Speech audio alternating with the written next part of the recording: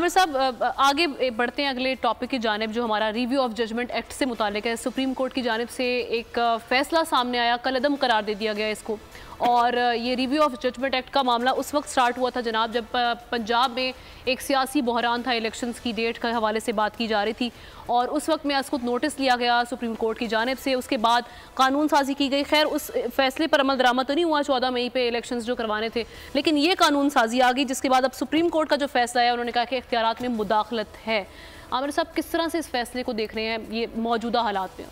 دیکھیں، ایک تو یہی فیصلہ آنا چاہیے تھا، اور آپ دیکھیں کہ جنرلی اس کو زیادہ تر لوگوں نے اس کو خوش آمدید کیا ہے، اس کو ویلکم کیا ہے۔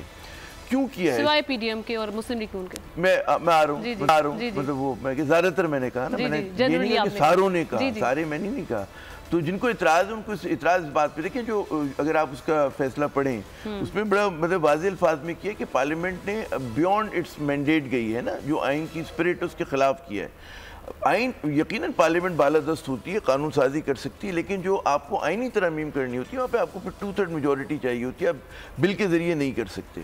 اچھا، اب یہ والا جو کام میرے خیال میں جو کر کے جو اس نے سپریم کورٹ نے کیا اس کا نتیجہ کیا ہوگا؟ اب اس کے اوپر آپ دیکھیں دو طرح کی بحث چل رہی ہے نا۔ بالکل، ایک نقطہ نظر تو یہ آ رہا ہے کہ جی نواز شریف صاحب جو ہیں وہ ڈومڈ ہیں، اب ان کے لیے آگے ان کے لیے اور جہانگیر خان ترین کے لیے، جہانگیر خان ترین ان کے مقابلے میں از اے اسمال فرائی، ٹھیک ہے نا، اصل تو گیم نواز شریف صاحب کا ہے نا۔ تو ایک تو یہ نقطہ نظر آ رہا ہے، دوسرا یہ آ رہا ہے کہ نہیں ابھی بھی ان کے پاس راستہ ہے اور وہ ابھی بھی اپنے لیے جگہ بنا سکتے ہیں۔ بات یہ کہ جو سپریم کورٹ نے پہلی جو جن کو ڈسکوالیفائی کیا اقامہ کے اوپر، ٹھیک ہے نا، اس کے اوپر تو انہوں نے قانون سازی کی الیکشن ایکٹ میں ترمیم کر کے کہ جی 5 ایئرز کی ڈسکوالیفیکیشن ہے، جو کہ ریٹروسپیکٹ میں ماضی میں ہوتے ہوئے تو اس کے لحاظ سے تو وہ نکل گئے، ٹھیک، وہاں پہ ان کا اطلاق نہیں ہوتا نا، تو وہاں پہ وہ مطلب ہے بعض وکلا کی رائے یہ ہے نا۔ اچھا، دوسرا لیکن 2 کیسز میں ان کو پھر بھی پھنسنا ہے، ایک جس میں 7 برس کی ان کو قید ہوئی ہے، سزا ہوئی ہے، دوسرے میں 10 برس کی ہوئی ہے، تو وہاں پر آ کے انہیں اپنے آپ کو سرنڈر کرنا پڑے گا نواز شریف صاحب کو۔ جب سرنڈر کرنا پڑے گا تو اس بات کی کوئی گارنٹی نہیں ہے کہ حزب منشا ان کے لیے نتیجہ نکلے۔ بعض کہتے ہیں جی اس کو مریم کو چھوڑ دیا تو ان کو بھی چھوڑ دیں گے، تو ضروری نہیں ہے یہاں پر ایسا ہو۔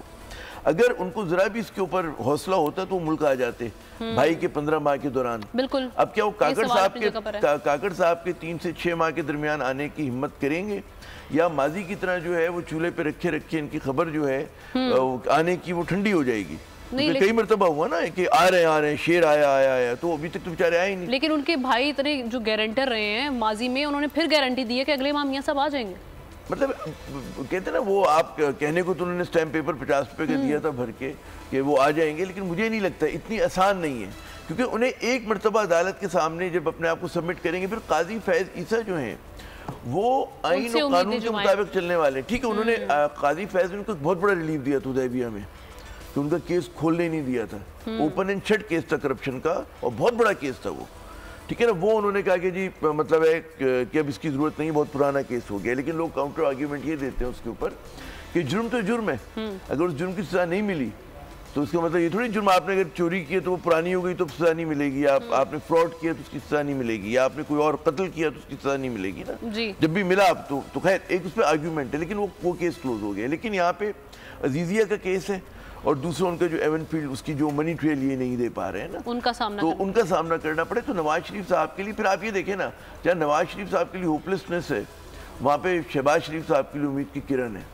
شہباز شریف صاحب جو ہیں انہوں نے جو 16 ماہ میں کم از کم ایک انہوں نے بڑی اچھی پرفارمنس کی ہے، ان کی پرفارمنس میں ہم آئیں گے، ہاں وہ بھی آتے ہیں، لیکن ایک پرفارمنس یہ کی ہے کہ انہوں نے جو طاقتور حلقے ہیں ان کو بڑا مطلب ہے اچھی طرح سے ان کی خدمت کی ہے۔ وہ تو کہہ رہے ہیں میں 30 سال سے ان کی آنکھوں کا تارہ، ہاں ان کی آنکھوں کے تارے ہیں اور مسلسل ہیں ماشاءاللہ، تو اس پہ بھی بات کریں گے جب وہ آگے آئیں گے نا، کہ وہ تو مشرف صاحب کی بھی آنکھوں کا تارہ تھے۔ مشرف صاحب نے بھی کہا تھا کہ جی ان کو بنا دیں بڑے میاں صاحب کو، تو وہ رضامند نہیں ہوئے تھے، تاریخی ہے، لکھی بھی بات ہے۔ انہوں نے کہا جی نواز شریف سے نہیں چلنا، اور بار سینگ پھنسا دیتے ہیں آ کے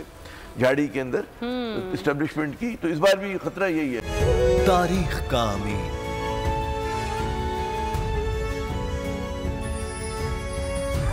آزادی کی علامت،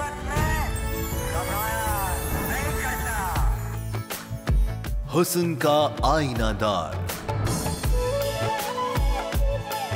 فکر و نظریے کی عکاس،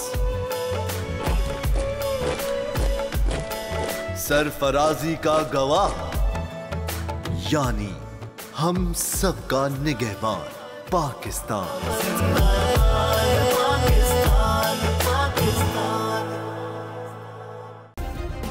سبسکرائب کریں اور بیل دبائیں تاکہ کوئی خبر رہ نہ جائے.